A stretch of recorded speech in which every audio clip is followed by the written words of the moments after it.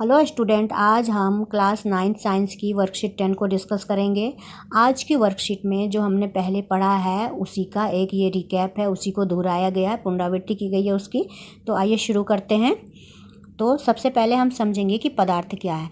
तो हमारे चारों तरफ जो भी चीज़ें हैं, चाहे वो किताब हो, कॉपी हो, लैपटॉप हो, फ़ोन हो, सभी चीज़ें जो हैं वो पदार्थ से ही बनी हुई हैं। और पदार्थ किससे बना है? पदार्थ जो है वो कणों से बना है। अब यहाँ पर पदार्थ के गुण दिए हुए हैं। पदार्थ का गुण देखिए, जिसका द्रव्यमान हो और जो कुछ स्थान घेरता हो, यानी पदार्थ का निश्चित द्रव्यमान होता है और पदार्थ जगह को छेदता है, जगह को घेरता है। अब पदार्थ कण से मिलकर बना है, तो कण के क्या गुण होते हैं? कण के गुण देखिए, कणों के बीच में रिक्त स्थान होता है। पदार्थ अगर छोटे छोटे कणों से मिलकर बना हुआ है तो कण के बीच में आप देख रहे हैं रिक्त स्थान है, खाली स्थान है। दूसरा है, ये कण एक दूसरे को आकर्षित करते हैं। इन कणों के बीच में आकर्षण बल काम करता है, जिसकी वजह से वो एक दूसरे से जुड़े होते हैं। और तीसरा है, ये कण निरंतर गतिशील होते हैं, मतलब ये इनमें काफ़ी गति होती है, ये मूवमेंट इनमें होता रहता है। ये कणों के गुण हैं। अब पदार्थ की 3 अवस्थाएं हैं। पहली अवस्था है ठोस, फिर द्रव, फिर गैस। तो ठोस को हम सबसे पहले देखते हैं कि ठोस जो है, जैसे कि पेन है, बुक है, टेबल है, चौक है, जो भी आपके हाथ में आसपास में दिख रही हैं ठोस चीज़ें, बहुत सारी आपको दिखेंगी, तो उनका जो है निश्चित आकार होता है और निश्चित आयतन होता है। और इनके आकार को हम आसानी से चेंज नहीं कर सकते, बदल नहीं सकते हैं। और इनके कणों के बीच में रिक्त स्थान जो है वो कम होता है और ये काफ़ी आकर्षण बल जो है वो काफ़ी ज़्यादा होता है। अब सेकंड नंबर है द्रव। तो द्रव में क्या होता है कि उनका कोई अपना शेप नहीं होता है, जिस बर्तन में रखे जाते हैं उसी की शेप ले लेते हैं, लेकिन आयतन जो होता है उनका फिक्स होता है। जैसे 1 लीटर दूध है, कढ़ाई में रखेंगे कढ़ाई की शेप लेगा, भगोने में रखेंगे भगोने की शेप लेगा, लेकिन आयतन 1 लीटर सब में रहेगा, 1 ही लीटर रहेगा, आयतन चेंज नहीं होगा। इनके कणों के बीच में ठोस की अपेक्षा रिक्त स्थान थोड़ा ज़्यादा होता है और आकर्षण बल ठोस की अपेक्षा थोड़ा कम होता है। जैसे कि दूध हो गया, पानी हो गया, तेल हो गया, ये सारे द्रव के उदाहरण हो गए। अब गैस तीसरा नंबर है। तो गैस में क्या होता है, जैसे सीएनजी गैस है, एलपीजी गैस है, CO2 ऑक्सीजन है ना, ये सारे गैस के उदाहरण हैं। तो गैस में जो कणों के बीच में रिक्त स्थान द्रव से भी ज़्यादा होता है और इनके कण में आकर्षण बल कम होता है। तीसरा क्या गुण होता है कि कण जो हैं बहुत ज़्यादा गतिशील होते हैं।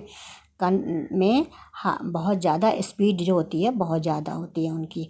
इसीलिए क्या होता है कि अगर किसी कोने में हम अगरबत्ती जलाते हैं या इत्र की बोतल खोलते हैं तो वो दूसरे कोने तक पहुंच जाती है, क्योंकि इनके कण गतिशील होते हैं।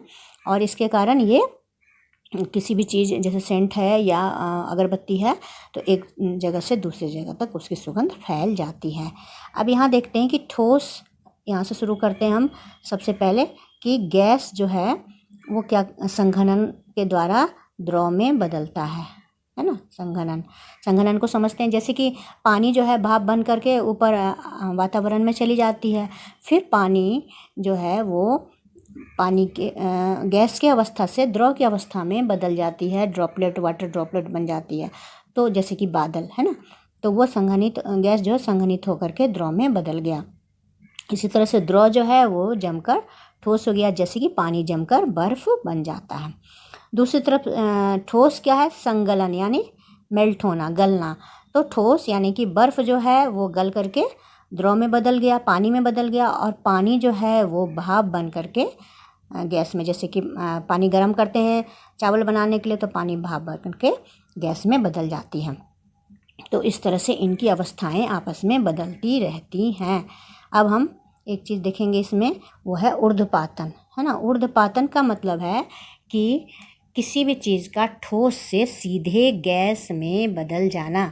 जैसे कि कपूर है, नेफ्थलीन की गोली है, इनको हम कपूर अगर रख दिया तो थोड़े दिनों के बाद कपूर गायब ही हो जाती है, या नेफ्थलीन की गोली धीरे धीरे करके छोटी होकर गायब हो जाती है। तो इसलिए क्योंकि ये सॉलिड अवस्था में तो रहती हैं, लेकिन धीरे धीरे करके ये गैसियस अवस्था में बदल जाती हैं और गायब हो जाती हैं। तो वो हो गया ऊर्ध्वपातन। अब पदार्थ के 2 रूप, शुद्ध और अशुद्ध रूप में पदार्थ होते हैं। शुद्ध रूप क्या है, पहले हम ये देख लेते हैं। शुद्ध रूप में तत्व और यौगिक, है ना। सबसे पहले तत्व देखते हैं कि तत्व क्या है। तो भौतिक विधि से विभाजित किया गया पदार्थ का छोटा भाग। तत्व के बारे में हमने पढ़ा था कि पदार्थ का सबसे प्योर फॉर्म जो होता है वो तत्व होता है, जहाँ से उसको और छोटे भाग में विभाजित नहीं किया जा सकता है, जैसे कि लोहा, सोना, है ना। 2 एग्जाम्पल दिए हुए यहाँ पे।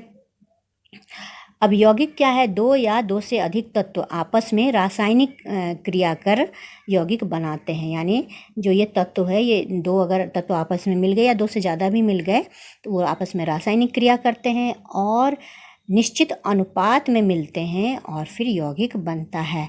बिना रासायनिक क्रिया के यौगिक नहीं बनेगा, ये ध्यान रखिएगा। केमिकल रिएक्शन इनके बीच में होता है। एग्जाम्पल है पानी, ग्लूकोज, है ना। पानी और H2O और ग्लूकोज C6H12O6, ये दोनों ही यौगिक के एग्जाम्पल हैं। H2O के बारे में हमने पढ़ा था कि ये फिक्स रेशियो में रहते हैं, H2O 1:8, है ना। तो मिश्रण में क्या होता है कि 2 या 2 से अधिक तत्व को किसी भी अनुपात में हम मिला देते हैं तो वो मिश्रण बन जाता है। इसमें एक निश्चित अनुपात नहीं होता है। अब इसके 2 उदाहरण हैं, समांगी और विषमांगी मिश्रण। समांगी का मतलब है जहाँ जो मिश्रण समान रूप से हो, पूरे में एक जैसा हो, है ना। जैसे कि चीनी पानी का घोल बनाया तो चीनी आप उसको चम्मच से आप चखिए तो ऊपर से लीजिए या नीचे से लीजिए तो पूरा ही एक जैसा मिश्रण होगा, तो उसको बोलेंगे समांगी मिश्रण। और विषमांगी मिश्रण में क्या होगा कि वे पूरे में एक जैसे नहीं होंगे, कहीं ज़्यादा कहीं कम। जैसे कि सलाद बनाते हैं, मिश्रण है ये, तो प्याज ज़्यादा है, टमाटर कम है, खीरा और भी ज़्यादा या कम है, तो इस तरह से वो विषमांगी मिश्रण हो गया। नमक और चीनी को मिला दिया, किसी भी अनुपात में मिला दिया तो वो भी विषमांगी मिश्रण हो गया। पानी में तेल डाल दिया तो वो भी विषमांगी मिश्रण हो गया। चलिए अब आगे देखते हैं कि समांगी मिश्रण का एक समांगी मिश्रण जो है वो विलयन में पाया जाता है ना। विलयन जो है समांगी मिश्रण का उदाहरण है।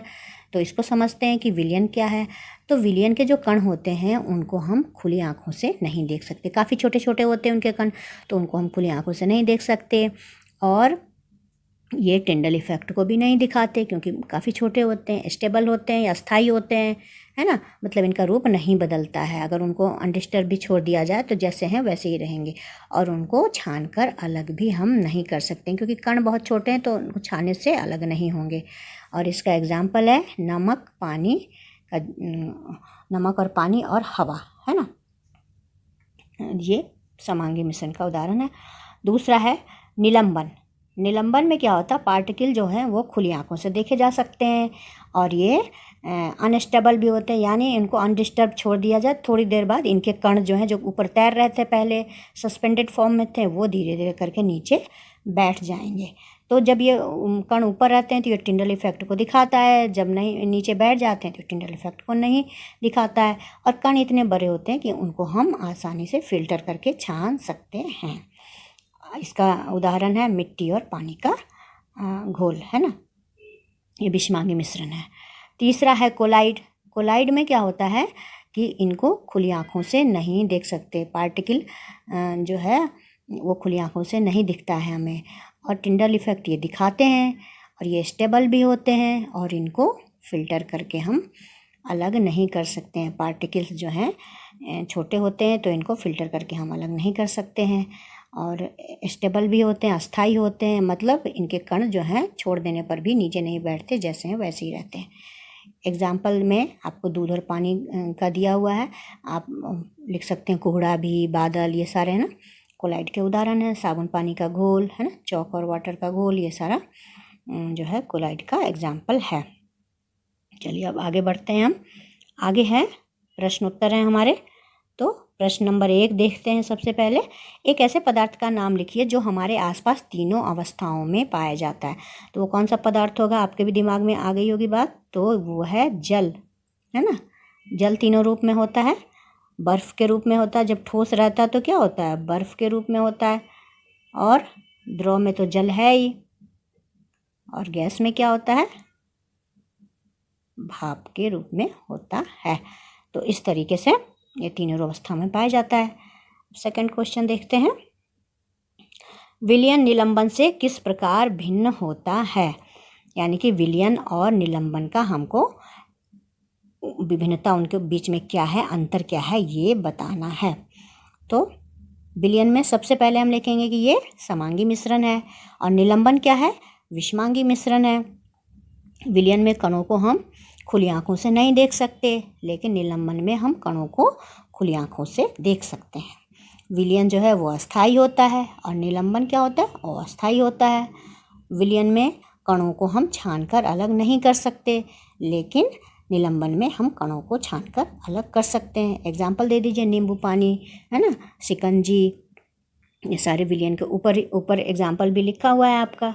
यहाँ देखिए विलयन का एग्जाम्पल लिखा हुआ है, इसको लिख दीजिए। निलंबन में मिट्टी पानी लिख दीजिए, या फिर चौक पानी लिख दिए, चौक और पानी को मिला, या फिर जो कीचड़ होता है ना, उसको भी लिख सकते हैं। इस तरह से मिट्टी पानी ही हो गया वो भी, तो इस तरह से एग्जाम्पल भी दे देना है। तीसरा है, यौगिक किसे कहते हैं, किन्हीं दो यौगिकों के नाम लिखो। क्वेश्चन नंबर 3, यौगिक किसे कहते हैं, तो यौगिक का तो आपको यहीं दिया हुआ है ना, क्वेश्चन नंबर 3, तीसरे का आंसर है ये। दो या दो से अधिक तत्व रासायनिक क्रिया करके यौगिक बनाते हैं। दो यौगिक का नाम लिख दीजिए, पानी और ग्लूकोज।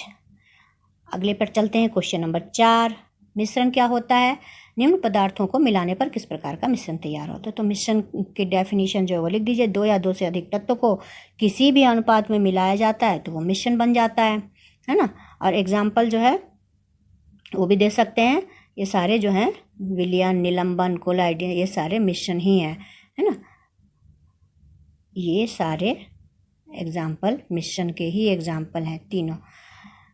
अब आपको बताना नमक और जल का जो मिश्रण है वो किस तरह का है। तो नमक और जल का मिश्रण यहीं देखिए, ये क्या है, समांगी मिश्रण है ना। इसके बाद मिट्टी और जल, यहीं देखिए, यहीं लिखा है, विषमांगी मिश्रण है। और तीसरा है दूध और जल, ये भी विषमांगी मिश्रण है। आपके इसी शीट में ही दिया हुआ है। तो इस तरह से आपकी वर्कशीट पूरी हुई, और मुझे आशा है कि आपको अच्छी तरह से समझ में आ गई होगी। अगर आपको ये वर्कशीट अच्छी लगी, समझ में आई, तो अपने दोस्तों के साथ भी इसको शेयर कीजिए। Thank you.